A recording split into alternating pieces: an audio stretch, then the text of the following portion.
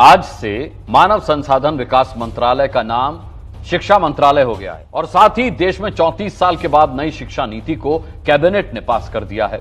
अब देश की नई शिक्षा नीति कैसी होगी, इसको आप अच्छी तरह समझ लीजिए।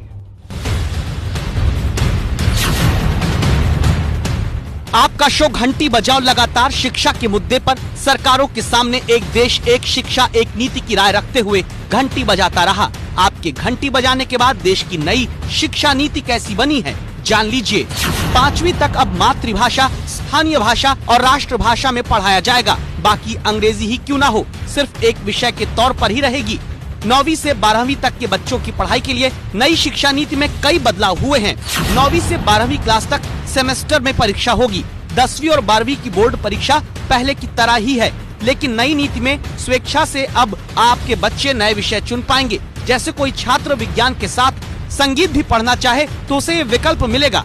बच्चा जब स्कूली शिक्षा पूरी करके निकलेगा तो ये तय किया जाएगा कि वो कोई नई स्किल के साथ बाहर निकले। बच्चों के रिपोर्ट कार्ड की चिंता हर अभिभावक और छात्र को होती है। नई पॉलिसी में सुनिए क्या है। बच्चा स्कूली शिक्षा के दौरान अपना रिपोर्ट कार्ड तैयार करने में भी भूमिका निभाएगा। रिपोर्ट कार्ड को लेकर नई शिक्षा नीति में 3 हिस्से हैं। पहला, बच्चा अपने बारे में खुद मूल्यांकन करेगा। दूसरा, उसके सहपाठियों से होगा और तीसरा, अध्यापक के जरिए। स्कूली शिक्षा के बाद कॉलेज के स्तर पर भी नई शिक्षा नीति देश के लिए नया संदेश लाई है। ग्रेजुएट कोर्स में 1 साल पर सर्टिफिकेट मिलेगा, 2 साल पर डिप्लोमा, 3 साल पर डिग्री मिलेगी। अब कॉलेज की डिग्री 3 और 4 साल दोनों की होगी। 3 साल की डिग्री उन छात्रों के लिए जिन्हें आगे उच्च शिक्षा नहीं लेनी है। उच्च शिक्षा से जुड़ा बड़ा बदलाव भी आपको हम बताते हैं। अब छात्रों को एमफिल नहीं करना होगा। एमए के छात्र अब सीधे पीएचडी कर सकेंगे। नई शिक्षा नीति में प्राइवेट यूनिवर्सिटीज के मनमाने रवैये पर भी लगाम लगाने की कोशिश की गई है। अगले 10 साल तक इस नई शिक्षा नीति के साथ नए लक्ष्य देश में शैक्षिक विकास को लेकर रखे गए हैं।